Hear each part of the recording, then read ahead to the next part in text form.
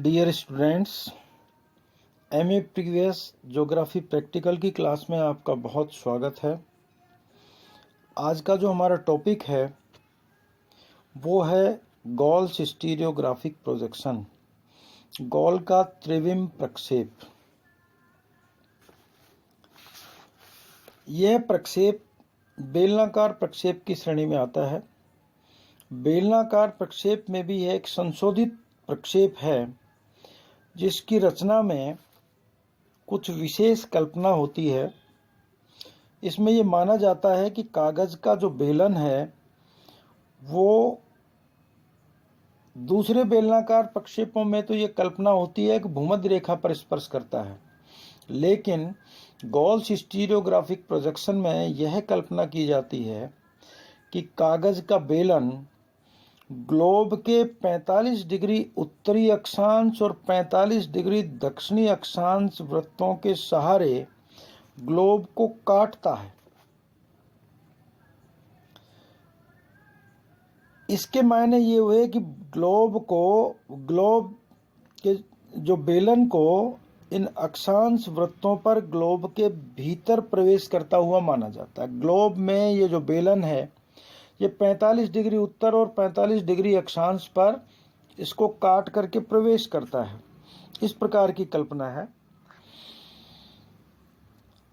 इस कल्पना के अनुसार बेलन ग्लोब को एक अक्षांश वृत्त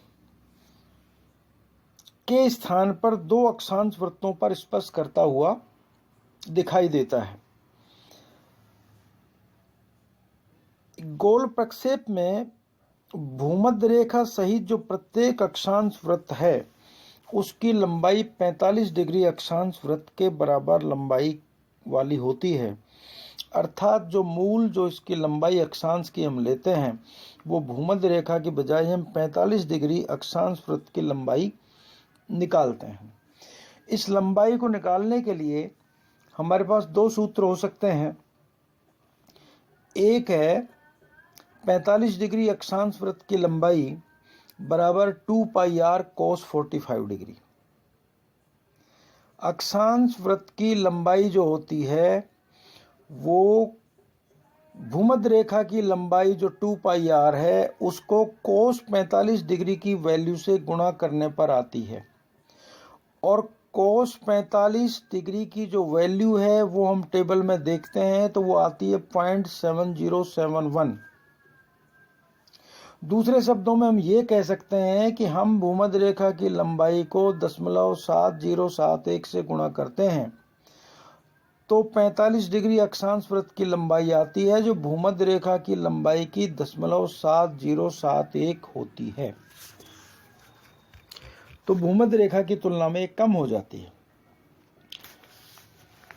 इसी प्रकार से दूसरा एक सूत्र है जिसमें हम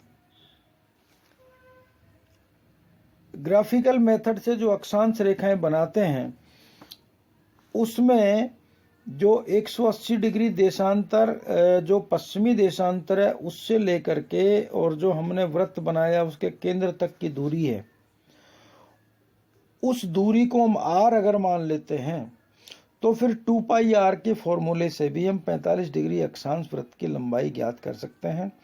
लेकिन गणितीय विधि में हम 45 डिग्री अक्षांश वृत्त की लंबाई निकालने के लिए 2 पाई आर कोस 45 डिग्री का ही इस्तेमाल करते हैं। तो ये हम इस तरीके से गोल प्रक्षेप की जो 45 डिग्री अक्षांश की लंबाई है उसको निकाल सकते हैं। गोल प्रक्षेप में जो अक्षांश वृत्तों के बीच की दूरी है उसको निकालने के लिए हम चूंकि गणितीय विधि से बनाएंगे तो गणितीय विधि से बनाने के लिए इसके लिए जो अक्षांश वृत्त हैं उन अक्षांश वृत्तों की दूरी को निकालने के लिए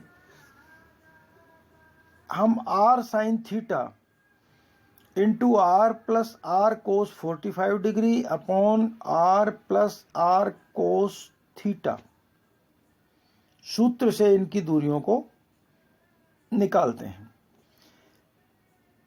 इस प्रकार से यहां हम थीटा के स्थान पर जिस अक्षांश वृत्त की हमें दूरी निकालनी है उसका अंश लिख देते हैं और उस अक्षांश वृत्त की भूमध्य रेखा से दूरी ज्ञात हो जाती है। तो भूमध्य रेखा से कौन सा अक्षांश कितनी दूरी पर होगा, उसके लिए मैं आपको फिर से एक बार रिपीट कर रहा हूं। सूत्र काम में लेते हैं r sin theta into r plus r कोस 45 degree upon r plus r cos theta. इस विधि से हम अक्षांश रेखाओं की भूमध्य रेखा से दूरी ज्ञात कर लेते हैं। प्रक्षेप को बनाने के लिए एक तो हमें अक्षांश रेखाओं की भूमध्य रेखा से दूरी चाहिए, दूसरा हमें 45 डिग्री अक्षांश वृत्त की लंबाई चाहिए। 45 डिग्री अक्षांश वृत्त की लंबाई ज्ञात करने के लिए हमारे पास सूत्र आपको हमने पहले बता दिया था, 2 पाई r cos 45 डिग्री है। तो 2 पाई r cos 45 डिग्री सूत्र से हम 45 डिग्री अक्षांश वृत्त की लंबाई निकाल लेते हैं, जो उत्तरी और दक्षिणी दोनों अक्षांश वृत्तों के लिए होती है। और तीसरा हमें जरूरत पड़ती है दिए हुए अंतराल पर देशांतर रेखाओं के बीच की दूरी ज्ञात करना। तो इंटरवल हमें प्रश्न में दिया होता है, अंतराल दिया हुआ होता है, उसके आधार पर जब हम देशांतर रेखाओं के बीच की, दो संलग्न देशांतर रेखाओं के बीच की दूरी को ज्ञात करते हैं, तो हम सूत्र काम में लेते हैं 2 पाई r cos 45 degree into interval upon 360 degree. पहले जब हमने दूसरे प्रक्षेपों में बेलनाकार में निकाली थी तो हमने इस्तेमाल किया था सूत्र 2 पाई r into interval upon 360 degree. यहाँ हमने चूंकि जो हमारे सभी अक्षांश हैं वो भूमध्य रेखा की लंबाई के बराबर होने की बजाय जो हम आधार मानते हैं वो मानते हैं 45 डिग्री उत्तर और दक्षिण, इसलिए हम 2 पाई r cos 45 डिग्री को हम इंटरवल से गुणा करके 360 का भाग देने पर ये हमारे दो देशांतरों के बीच की दूरी निकल करके आती है। अब तीनों दूरियां हमारे पास हैं। हमने 45 डिग्री अक्षांश वृत्तों की लंबाई निकाल ली। इन्हीं अक्षांश वृत्तों के बराबर सभी अक्षांश वृत्तों की लंबाई होगी। नंबर 2, हमने दो संलग्न देशांतरों के बीच की दूरी निकाल ली। और नंबर 3, हमने अक्षांश रेखाओं की भूमध्य रेखा से दूरी भी निकाल ली।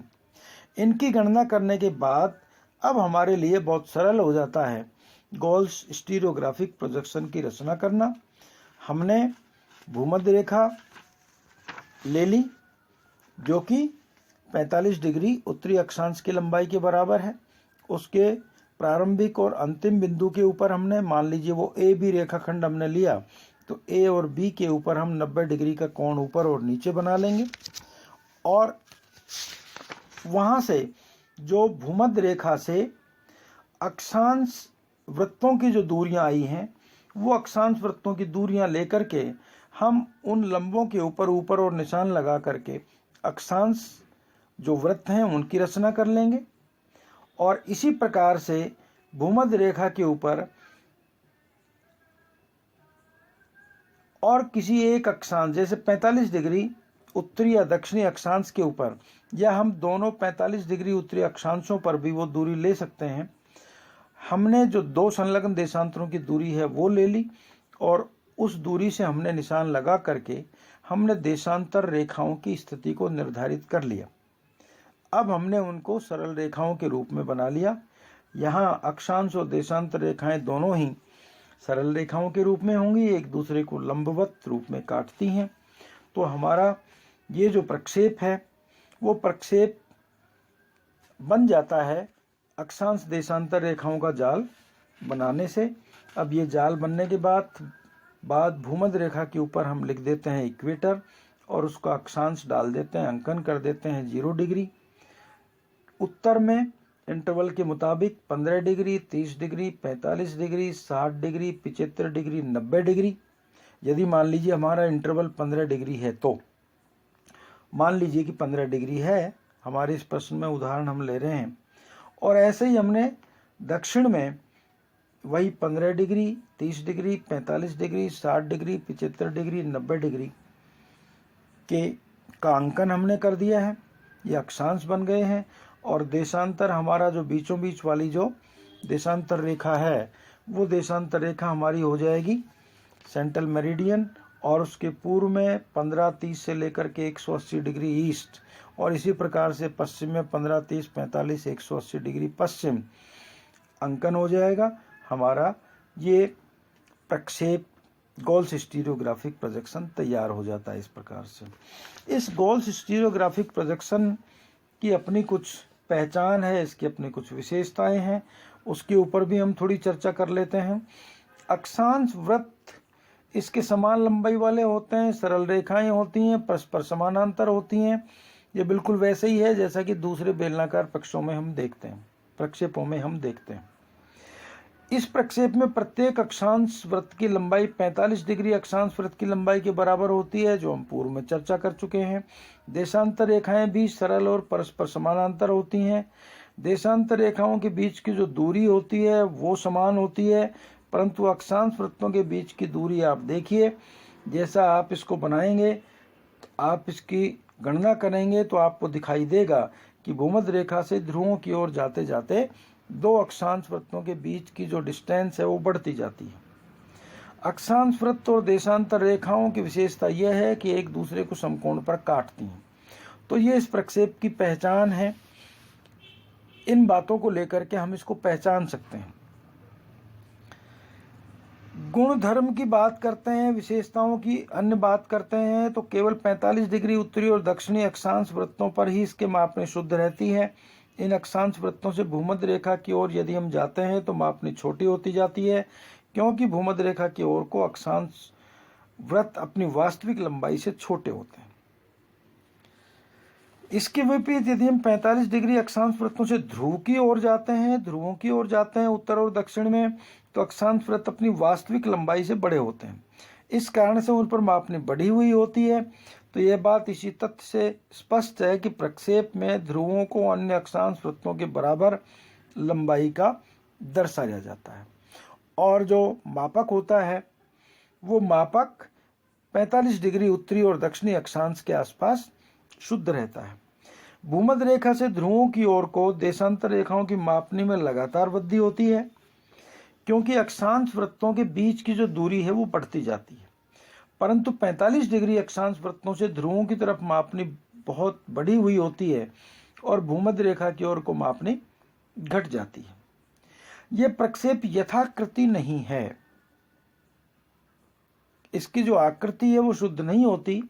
क्षेत्रफल और दिशा का भी शुद्ध प्रदर्शन इसके ऊपर नहीं हो पाता है, लेकिन चूंकि दो मानक अक्षांश वृत्त होते हैं, इस कारण इस प्रक्षेप में मर्केटर प्रक्षेप की तरह क्षेत्रफल में वृद्धि नहीं होती।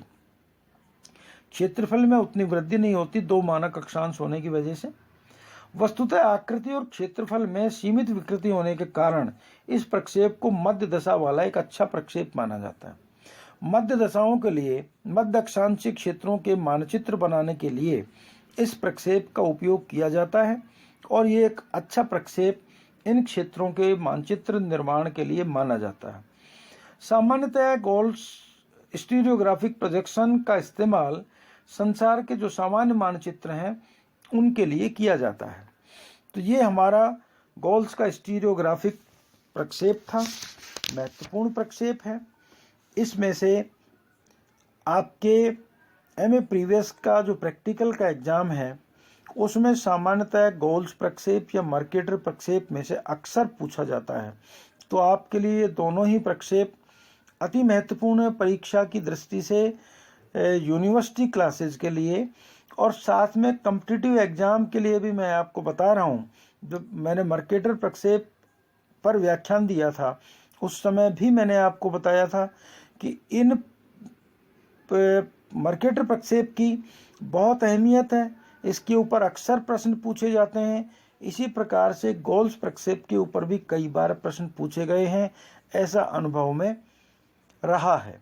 तो इन दोनों प्रक्षेपों के ऊपर आप विशेष फोकस करेंगे और आप इसका अभ्यास करेंगे। दिए गए सूत्र जो मैंने आपको बताए हैं उसके अनुरूप आप कोई भी उदाहरण लेकर के, आरएफ लेकर के अक्षांश वृत्तों की दूरी भूमध्य रेखा से निकाल लें, दो संलग्न देशांतर रेखाओं के बीच की दूरी निकाल लें, 45 डिग्री उत्तरी अक्षांश की दूरी या दक्षिणी अक्षांश, दोनों चूंकि समान होते हैं, 45 डिग्री अक्षांश की दूरी आप निकाल लें और उसके आधार पर आप अपने प्रक्षेप की रचना कर लें।